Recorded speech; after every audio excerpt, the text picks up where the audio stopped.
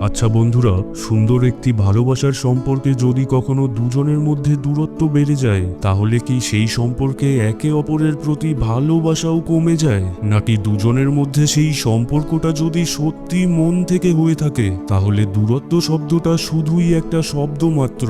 আজ আমরা ডিন্ডা নামের এই অসাধারণ ইন্দোনেশিয়ান রোমান্টিক মুভিটা দেখে এটা খুব ভালোভাবে জানতে পারবো। যেই কাহিনীর শুরু হয় একটা এয়ারপোর্ট থেকে, যেখানে আমরা ডিন্ডা নামের একটি মেয়েকে তার মার সাথে দেখি। আসলে সে মালয়েশিয়াতে 3 বছর তার পড়াশোনা কমপ্লিট করে আবার তার নিজের দেশ ইন্দোনেশিয়াতে ফিরে এসেছে। এয়ারপোর্টে এসেই সে তার বয়ফ্রেন্ড জেরিকে কল করে, কেননা সে তাকে কথা দিয়েছিল যে সে তাকে অবশ্যই নিয়ে যেতে আসবে, কিন্তু এখনও সে আসেনি। ডিন্ডা তাকে কল করে, কিন্তু সে বলে যে সে কাজে ব্যস্ত আছে, তোমরা ক্যাব বুক করে চলে এসো। এটা শুনে তো ডিন্ডার মন একটু খারাপ হয়ে যায়। ওখানেই ডিন্ডার মা তাকে বোঝায় যে ডিন্ডা, জেরি জব করে, সে একজন ফটোগ্রাফার, হয়তো কাজে ব্যস্ত আছে। তারপর তার মা একটা ক্যাব বুক করে, যাতে খুব সহজেই তারা বাড়িতে পৌঁছতে পারে। গাড়িতে বসে ডিন্ডার এটা ভেবে খুবই খারাপ লাগছিল যে সে এত বছর পর বাড়িতে ফিরছে, তবুও তার বয়ফ্রেন্ড তাকে নিয়ে যেতে আসলো না। ওখানেই গাড়ির ড্রাইভার ডিন্ডার দিকে তাকায় আর মজা করে বলে যে, কি ম্যাডাম, এত সিরিয়াস হচ্ছ কেন? একটু হাসো, হাসতে তো আর টাকা লাগে না, তাই না? তার কথা শুনে ডিন্ডার মা একটু মুচকি হাসছিল, যেন তিনি কিছু একটা জানেন যেটা ডিন্ডা জানে না। প্রথমে তো ডিন্ডা ড্রাইভারের কথায় অতটা পাত্তা দেয় না। ড্রাইভার জিজ্ঞেস করে যে কি হয়েছে, তোমার মন খারাপ কেন? তখন ডিন্ডার মা তাকে বলে আজ সে অনেক বছর পর বাড়িতে ফিরল, কিন্তু তবুও তার বয়ফ্রেন্ড তাকে নিয়ে যেতে আসেনি। তার মায়ের মুখে এই কথা শুনে তো ডিন্ডা একটু আশ্চর্য হয় যে আজব তো, তুমি এই অচেনা লোকটাকে এসব কেন বলছো? তখন ওই ড্রাইভার ডিন্ডাকে বলে, আচ্ছা, সে যদি তোমার কাছে এসে ক্ষমা চায়, তাহলে কি তুমি তাকে ক্ষমা করবে? ডিন্ডা বলে যে না। ড্রাইভার বলে যে যদি সে সূর্যমুখী ফুল নিয়ে এসে তোমার কাছে ক্ষমা চায় তাহলে? আর সে যদি ওই ফুলগুলো আগে থেকেই গাড়ির পেছনে রেখে দেয়, তাহলে কি তুমি তাকে ক্ষমা করবে? এই কথা শুনে ডিন্ডা গাড়ির পিছনে দেখে যেখানে সূর্যমুখী ফুলের তোড়া রাখা ছিল, আর ঠিক তখনই ওই ড্রাইভার তার মাস্ক খুলে ফেলে, যে আর অন্য কেউ না, ডিন্ডার বয়ফ্রেন্ড জেরি ছিল। এখন তাকে দেখে তো ডিন্ডার মুখে হাসি চলে আসে, সে ভীষণ খুশি হয় আর তাকে জড়িয়ে ধরে। এটা দেখে তার মাও অনেক খুশি হয়, আর তিনি ভাবছিলেন যে এদের ভালোবাসার চক্করে গাড়ি কোথাও ঠুকে না দিলে হলো।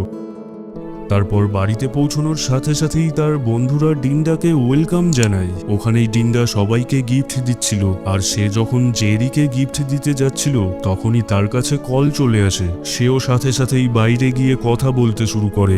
এটা দেখে ডিন্ডার একটু অদ্ভুত লাগে। ওখানেই তারা সব বন্ধুরা একসাথে বসে পুরনো দিনের কথা বলছিল। ওখানেই আদি তাকে বলে যে তার মালয়েশিয়া চলে যাওয়ার পর থেকে জেরি কারোর সাথে মেলামেশা করে না, সে সব সময় নিজের কাজে ব্যস্ত থাকে। তারা এসব ব্যাপারেই কথা বলছিল কি তখনই জেরি এখানে চলে আসে। যতই তারা এই 3টে বছর একে অপরের থেকে দূরে থাকুক না কেন, তবুও তাদের দুজনের একসাথে অনেক স্মৃতি ছিল, আর ওই সব স্মৃতিগুলোরই একটা ফটো ফ্রেম বানিয়ে ডিন্ডা জেরিকে দেয়, যেটা দেখে জেরি তাকে জিজ্ঞেস করে, তুমি আমাকে এত ভালোবাসো? তারপর তারা সবাই একসাথে ছবি ওঠে। ডিন্ডার বাবা এখন জেলে ছিল, ডিন্ডার মা তাকে অনেক মিস করত। ওখানেই ডিন্ডা তার মাকে বোঝায়, যার পর সবাই বাড়িতে চলে যায়, কিন্তু জেরি এখনো ওখানেই ছিল, আর সে তার অফিসের কলে ব্যস্ত ছিল। ডিন্ডা বাইরে বেরিয়ে আসতেই সে ওই ফোন রেখে দেয়, আর তারা দুজন কথা বলতে শুরু করে। ডিন্ডা বলে যে 32 মিনিট ধরে কথা বলছো। জেরি বলে যে তুমি কি সময়ের হিসেব করছিলে নাকি? আগামীকাল ডিন্ডাকে একটা ইন্টারভিউ দিতে যেতে হবে। এটা শুনে জেরি তাকে বলে যে সে তাকে ছেড়ে আসবে। ডিন্ডা বলে যে তোমার হয়তো কাজ আছে, তাই তোমাকে যেতে হবে না, আমি একাই চলে যাব। তখন জেরি তাকে একটু জোরাজুরি করলে সে রাজি হয়ে যায়, কিন্তু ডিন্ডা তাকে লেট আসতে মানা করে দেয়। পরের দিন জেরি সকাল সকাল তার অফিসে চলে যায়। সে ছিল একজন মডেল ফটোগ্রাফার, সে একটা অনেক ভালো ফটোগ্রাফি এজেন্সিতে কাজ করে। সে ভেবেছিল যে তাড়াতাড়ি আমার কাজ শেষ করে ডিন্ডাকে ছেড়ে আসতে যাব, কিন্তু কাজের ব্যস্ততায় তার সময়ের হুঁশই ছিল না। ডিন্ডা তাকে কয়েকবার কল করে, কিন্তু সে ওই কল রিসিভও করতে পারে না। তারপর অনেক দেরি হয়ে গেলে ডিন্ডা একাই ওই ইন্টারভিউ দিতে যাওয়ার জন্য বেরিয়ে পড়ে। তারপর যখন জেরি তার কাছে কল করে, তখন সে এদিকে একটা বাসের পিছনে দৌড়চ্ছিল, যার জন্য সেও ওই কল রিসিভ করতে পারে না, আর ওই বাসও ছেড়ে চলে যায়। এদিকে জেরি তার কাজ শেষ করে তার কাছেই যাচ্ছিল, তখনই তার বস শেরিন দৌড়ে এসে তাকে একটা আর্জেন্ট কাজ দেয়, যেই কাজটা খুবই ইম্পর্টেন্ট আর আর্জেন্ট ছিল, যার জন্য জেরিও আর তাকে মানা করতে পারে না।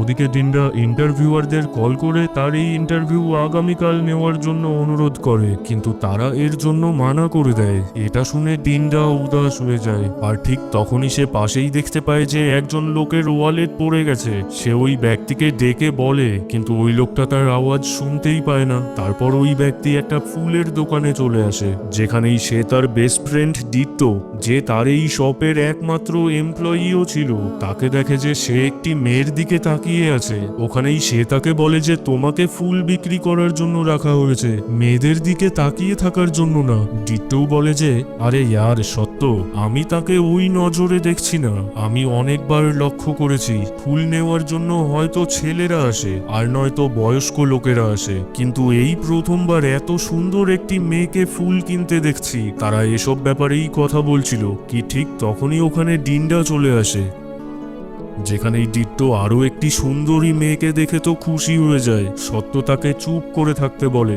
ডিন্ডা এসে তাকে তার ওয়ালেট ফিরিয়ে দেয়। ডিট্টো তাকে বলে যে আরে বা, তুমি তো অনেক সুন্দরী হওয়ার সাথে সাথে সৎ। তখন ওই ফুল কিনতে আসা মেয়েটি তাদের কাছে আসে। আসলে সে এখানে তার ক্রাশের জন্য ফুল কিনতে এসেছিল, কিন্তু সে বুঝতেই পারছিল না যে সে কি ফুল নেবে। ডিট্টো তাকে আবোল তাবোল সাজেশন দিয়ে দেয়। ডিন্ডা তার কাছে জিজ্ঞেস করে যে আমি কি জানতে পারি যে ওই ছেলেটা কেমন টাইপের? সে বলে যে ও অনেক কুল আর খুবই হ্যান্ডসাম একটা ছেলে। এরই মধ্যে ডিট্টো বলে যে ও কুল তাই না, তাহলে তোমার তাকে হিট দেওয়া প্রয়োজন। যেটা শুনে সত্য তো একটু অস্বস্তি বোধ করে আর তার মুখ বন্ধ রাখতে বলে। ওই মেয়েটি আরো তাকে বলে আমি সব সময় তাকে ইশারা দেই, কিন্তু সে বুঝতেই পারে না যে আমি তাকে পছন্দ করি। এসব শুনে ডিন্ডা বুঝে যায় যে তার জন্য কি ফুল ঠিক হবে। সে তাকে নীল গোলাপ সাজেস্ট করে, যেটা একতরফা ভালোবাসার প্রতীক ছিল।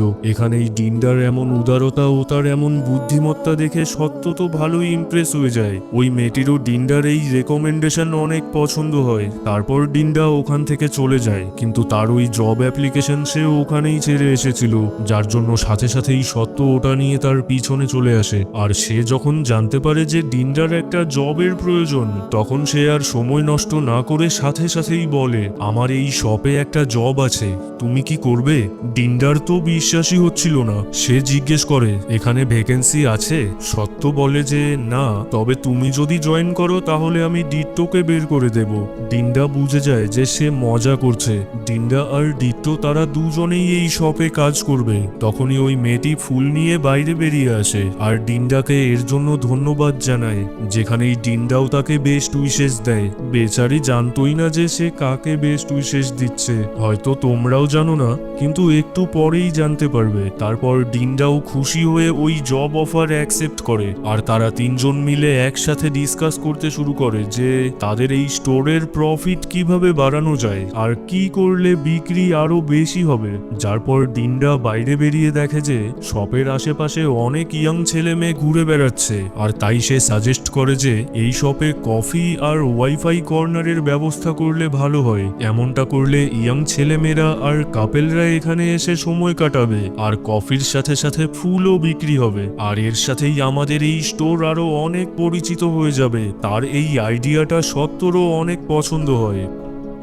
অন্যদিকে জেরি তার কাজ শেষ করে বেরিয়ে হচ্ছিল কি তখনই ডিন্ডা তাকে মেসেজ করে বলে নিশ্চয়ই আর্জেন্ট কোনো কাজে আটকে গেছো। কোনো ব্যাপার না, এখন আর তোমার এখানে আসার প্রয়োজন নেই, আমি জব পেয়ে গেছি। এই মেসেজটা পড়ে জেরির তো এটা জেনে একটু ভালো লাগে যে সে জব পেয়ে গেছে, কিন্তু সে তার সাথে যেতে পারেনি এটা ভেবে সে আবার পছতাচ্ছিল আর মন খারাপ করে বসে পড়ে। তখনই তার বস শেরিন, যে তাকে তার নিজের ছেলের মতো ভাবতো, সে সে তার কাছে জিজ্ঞেস করে যে কি হয়েছে। তখন সে তাকে বলে যে আজ তাকে তার গার্লফ্রেন্ডকে ইন্টারভিউয়ের জন্য নিয়ে যাওয়ার কথা ছিল, কিন্তু সে যেতে পারেনি। সে তার গার্লফ্রেন্ডের মন ভাঙতে চায়নি, কিন্তু শেষমেশ সে এমনটাই করে ফেলেছে। শেরিন বলে যে তাহলে তো এখনই তোমার তার কাছে ক্ষমা চাওয়া উচিত। একটা কাজ করো, তুমি এখনই তাকে ফুল পাঠাও, এখনই ফুলের দোকানে কল করো। এটা বলে সে চলে যায়। ওদিকে সত্ত্বও কফি মেশিন অর্ডার করে। ডিটো ডিন্ডাকে বলে এ তো তোমার দেওয়া আইডিয়া একবারই অ্যাকসেপ্ট করে ফেললো, কিন্তু আমার কথা তো পাত্তাই দেয় না। ঠিক তখনই তার কাছে একটা ছেলের কল আসে। সে তার গার্লফ্রেন্ডের জন্য ফুল পাঠাতে চাইছিল। ডিটো ডিন্ডাকে তার নাম ও তার অ্যাড্রেস লিখতে বলে। সবার প্রথমে লিখতে বলে যে টু ডিন্ডা। এটা শুনে তো ডিন্ডা এক মুহূর্তের জন্য থমকে যায়। তারপর ডিটো তাকে লিখতে বলে যে ফ্রম জেরি। এটা শুনে ডিন্ডার কনফিউশন দূর হয়ে যায় আর সে হাসতে শুরু করে। সময় মতো আসতে না পারার জন্য তার যতটুকু রাগ ছিল সবটুকুই ছেড়ে যায়। তারপর সে খুশি মনে ফুল নিয়ে বাড়িতে চলে আসে আর অনেক আনন্দের সাথে সে তার মাকে জানায় যে সে একটা ফ্লাওয়ার শপে জব পেয়ে গেছে। অন্যদিকে ওই মেয়েটি যে ওই শপ থেকে ফুল কিনে এনেছিল সে জেরির অফিসেই কাজ করত। তার নাম ছিল বিয়োনা। সে জেরিকে দাঁড় করায় আর তাকে ওই ফুলগুলো দেয়। এটা দেখে হয়তো তোমরা বুঝতেই পেরেছো যে ডিন্ডা কাকে বেস্ট উইশেস দিয়েছিল, কিন্তু আমাদের জেরি তাকে শুধু বন্ধুত্বের ভাইবসই দেয়, তার চেয়ে বেশি আর কিছুই না। সে ওই ফুলগুলো ওখানেই রেখে দেয় আর একটু নার্ভাস হয়ে বলে যে বাড়ি চলে যাচ্ছ, সাবধানে যেও, আমি ওয়াশরুমে যাচ্ছি। এতটুকু বলেই সে দৌড়ে চলে যায়। তার হার্টবিট ফাস্ট হয়ে গেছিল আর এদিকে জেরি বলছিল যে আরে ওয়াশরুম তো ওদিকে। সে ওই ফুলগুলো তার টেবিলে রেখেই চলে যাচ্ছিল। তখনই শেরিন তার কাছে ডিন্ডার ব্যাপারে জিজ্ঞেস করে। সেও বলে যে এখন সবকিছু ঠিকঠাক আছে। তারপর শেরিন তাকে একটা ফটোগ্রাফি কন্টেস্টের ব্যাপারে বলে, যেটাতে সে যদি সিলেক্টেড হয়ে যায় তাহলে সে তার ফেভারিট ফটোগ্রাফার ফার্ডিনিনের সাথে 2 বছর কাজ করার কন্ট্রাক্ট পাবে। শেরিন জানতো যে ফার্ডিনিনের সাথে কাজ করা জেরির সবচেয়ে বড় স্বপ্ন, তাই সে আজই তাকে ওই কন্টেস্টের ফর্ম ফিল আপ করে তার তোলা সবচেয়ে ভালো কয়েকটা ছবি ওই কন্টেস্টে পাঠাতে বলে। জেরি বলে যে ঠিক আছে, আমি বাড়িতে গিয়ে পাঠিয়ে দেব। তার চলে যাওয়ার পরেই ফার্ডিনেন্ড শেরিনের কাছে জিজ্ঞেস করে এই তাহলে তোমার ওই বেস্ট ফটোগ্রাফার? সে বলে যে হ্যাঁ, তুমি যদি তার সাথে সরাসরি দেখা করতে তাহলে ভালো হতো। সে বলে যে তুমি তো রুলস জানোই, কোনো কন্টেস্টেন্টের সাথে রেজাল্টের আগে দেখা করাটা চিটিং হবে। এই কথাটা শিরিনেরও ঠিক মনে হয়, কিন্তু ভিতর ভিতর শিরিন নিশ্চিত ছিল যে ফার্ডিনেন্ড জেরির থেকে ভালো ফটোগ্রাফার আর কোথাও পাবে না। এই কন্টেস্ট জেরি জিতবে। জেরির জন্য শেরিনকে এতটা এক্সাইটেড হতে দেখে ফার্ডিনেন্ড তার কাছে জিজ্ঞেস করে যে তুমি বলেছিলে যে এ তোমার এজেন্সির সবচেয়ে বেস্ট ফটোগ্রাফার। শেরিন বলে যে হ্যাঁ। সে জিজ্ঞেস করে যে সব মিলে তোমার এখানে কতজন ভালো ফটোগ্রাফার আছে? সেও হেসে জবাব দেয় যে শুধুমাত্র একজন। এখানে এটা পরিষ্কার হয়ে যায় যে আসলেই শেরিন জেরিকে তার নিজের ছেলে মনে করে। তার নিজের কোম্পানির চেয়ে বেশি তার জেরির ভবিষ্যতের চিন্তা ছিল। জেরি বাড়িতে ফিরে তার ওই প্যারিসের ফটোগ্রাফি কম্পিটিশনের ব্যাপারটা তার দিদি আইরিনকে জানায়। এটা শুনে আইরিন তার ভাইয়ের জন্য অনেক খুশি হয় আর তার কাছে জিজ্ঞেস করে যে ডিন্ডাকে বলেছো? কয়েক সেকেন্ডের জন্য সে তো একদম নির্বাক হয়ে যায়। তারপর সে বলে না, দিদি তাকে যত তাড়াতাড়ি সম্ভব ডিন্ডাকে এসব বলতে বলে, যাতে এসব নিয়ে তাদের মধ্যে আবার পরে কোনো ভুল বোঝাবুঝি না হয়। এসবের মধ্যেই ডিন্ডা আর তার মা একদিন তার বাবার সাথে জেলে দেখা করতে আসে। তারা তার জন্য অনেক ভালো ভালো খাবারও রান্না করে এনেছিল। অনেক দিন হয়ে গেল তাদের বাবা তাদের থেকে অনেক দূরে আছে। এটা ভেবে তাদের মন খারাপ হচ্ছিল, কিন্তু তার বাবা একদম সুস্থ ছিল আর অনেক ভালো ছিল। এটা ভেবে তারা তাদের মনকে সান্ত্বনা দেয়। ওদিকে জেরি তার ফটোশুটের কাজ করছিল আর এদিকে তারা তিনজন তাদের স্টোর আরো কিভাবে ভালো সাজানো যায় এসবের ব্যাপারেই কথা বলছিল। তখনই জেরি এখানে ডিন্ডার সাথে দেখা করতে চলে আসে। এটা দেখে তো ডিন্ডা ভীষণ খুশি হয় আর সে দৌড়ে গিয়ে তাকে জড়িয়ে ধরে। সত্তর চোখের সামনে এসব দেখে তো তার একটু জলুনি হচ্ছিল। এখানে ডিন্ডা তাদের সবাইকে একে অপরের সাথে পরিচয় করায়, যেখানেই সত্তর ডিন্ডাকে তার বন্ধু বলে তার পরিচয় দেয় আর জেরি জেরি নিজেকে ডিন্ডার বয়ফ্রেন্ড বলে নিজের পরিচয় দেয়। সে সত্তর হাবভাব দেখেই বুঝে গেছিল যে এ নিশ্চয়ই আমার জানুকে পছন্দ করে, আর তারা দুজনেই একে অন্যের চোখের দিকে তাকিয়ে থাকে। জেরি ডিন্ডাকে নিয়ে ডেটে যেতে চাইছিল, তাই তারা দুজন চলে যায়। যাওয়ার পথেই রাস্তাতেই দুর্নীতির বিরুদ্ধে প্রোটেস্ট চলছিল। জেরি আর ডিন্ডা তাদের গাড়ি নিয়ে এদিক দিয়েই যাচ্ছিল।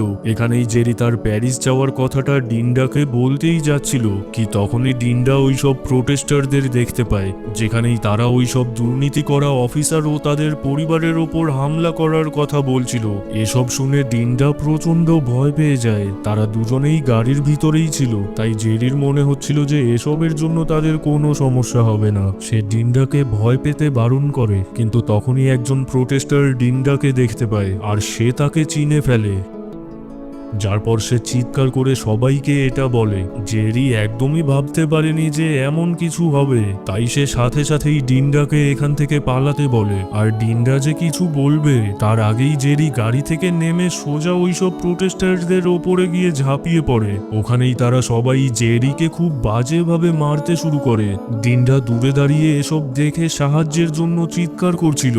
যার পর সে নিজেই জেরিকে বাঁচানোর জন্য এগিয়ে আসছিল কি ঠিক তখনই সৌভাগ্যক্রমে ওখানে পুলিশ চলে আসে আর সবাই ওখান থেকে পালিয়ে যেতে শুরু করে। ডিন্ডাও দৌড়ে জেরির কাছে চলে আসে আর তাকে নিয়ে বাড়িতে ফেরে। সে তার গায়ে আঘাত লাগা জায়গাগুলোর যত্ন নিচ্ছিল। ওখানেই জেরি বলে যে এদিকে এদিকে গালে। ডিন্ডা আলতো করে তার গালে হাত বুলিয়ে দেখছিল।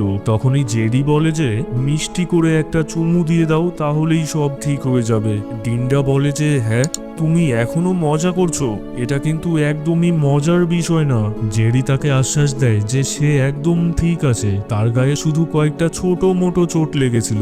ডিন্ডা কান্না করতে শুরু করে, কেননা তাকে বাঁচানোর জন্য জেরি তার নিজের জীবনের পরোয়াও করেনি। আর সে তাকে বলে যে তুমি যে কারোর জন্য নিজের প্রাণ কিভাবে বিপদে ফেলতে পারো। জেরি বলে যে তুমি তো আমার নিজের, তোমার জন্য করব না তো কার জন্য করব বলো। আর জেরি তাকে জড়িয়ে ধরে শান্ত করে।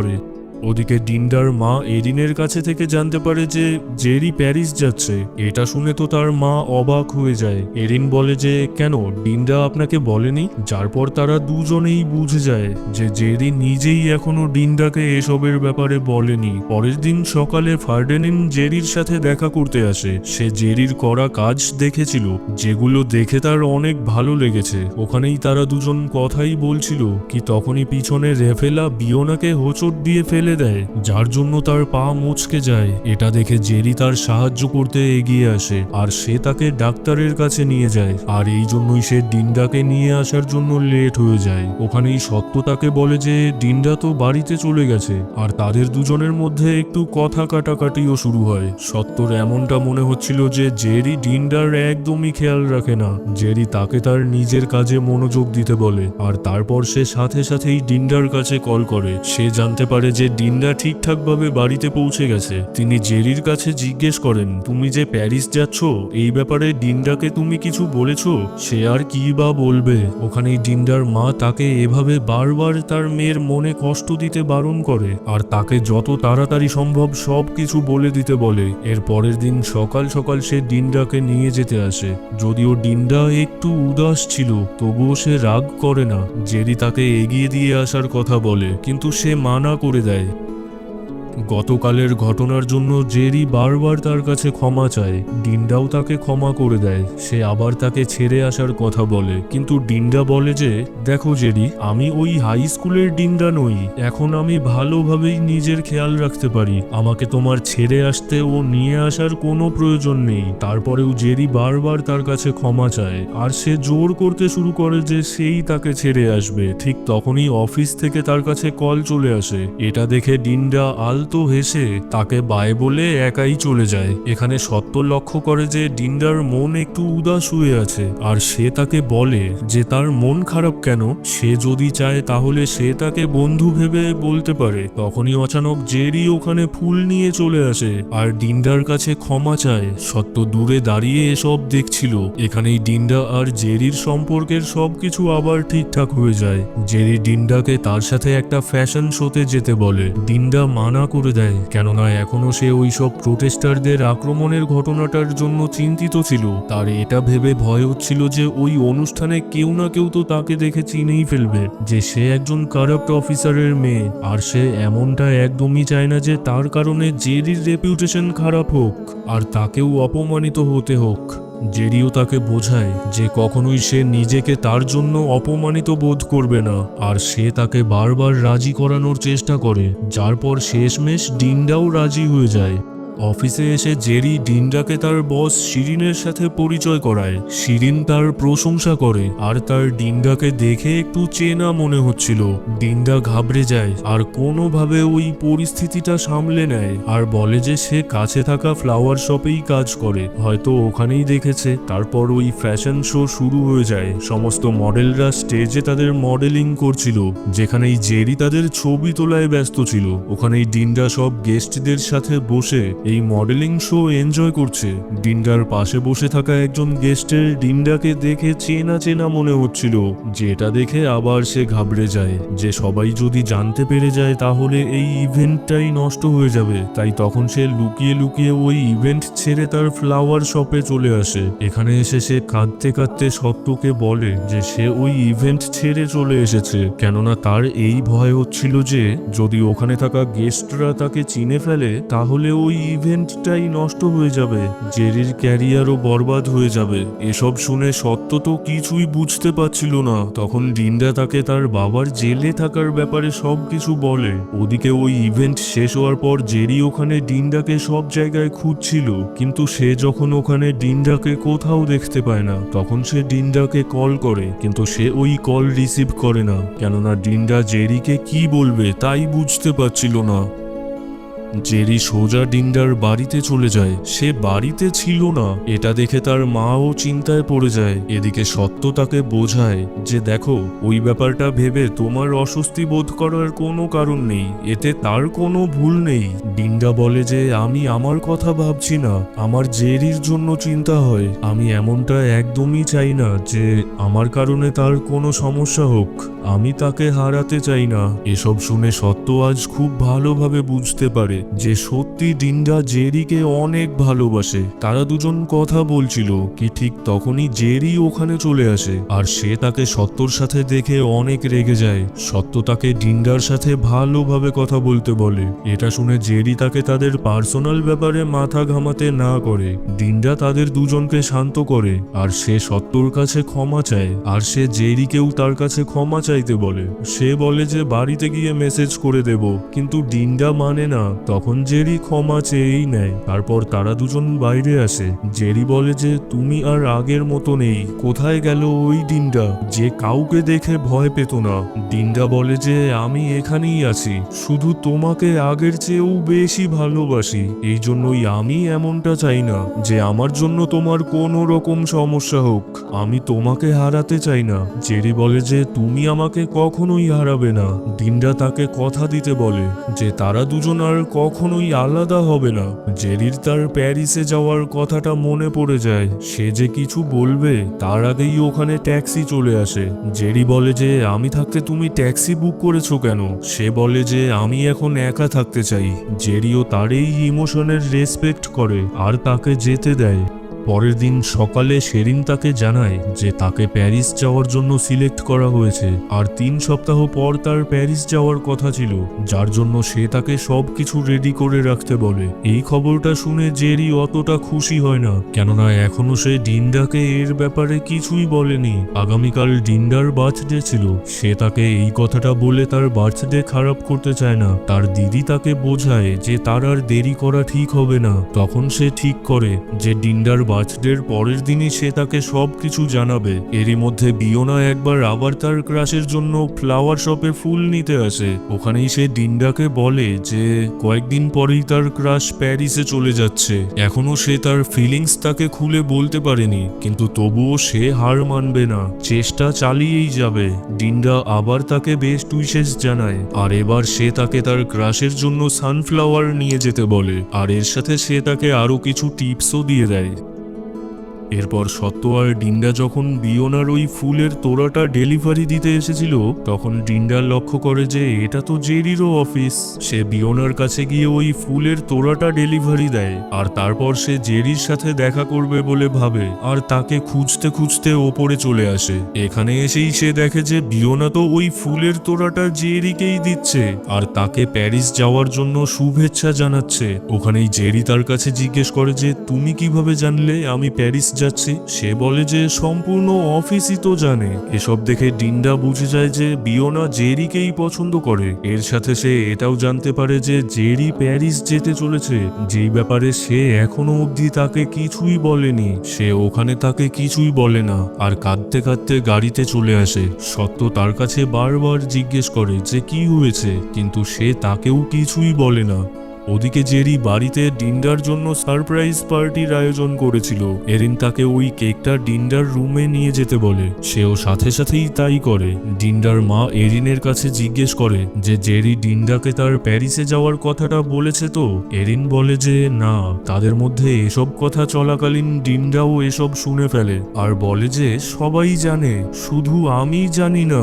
আর সে কান্না করতে করতে তার রুমে চলে যায়। এসব ব্যাপারে একেবারেই না জানা জেরি তাকে সারপ্রাইজ দেয়, আর তাকে তাড়াতাড়ি ওই মোম নিভিয়ে উইশেস চাইতে বলে। ডিন্ডা উইশ করে যে আমি উইশ করি তুমি আমাকে মিথ্যে কথা বলা ছেড়ে দেবে। জেরি তো কিছুই বুঝতে পারে না। তারপর ডিন্ডা বলে, কেন জেরি, তুমি আমাকে মিথ্যে কেন বলেছো?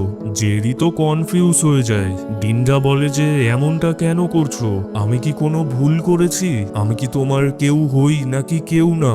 জেরি বলে যে তুমি আমার সব, তুমি আমার দুনিয়া।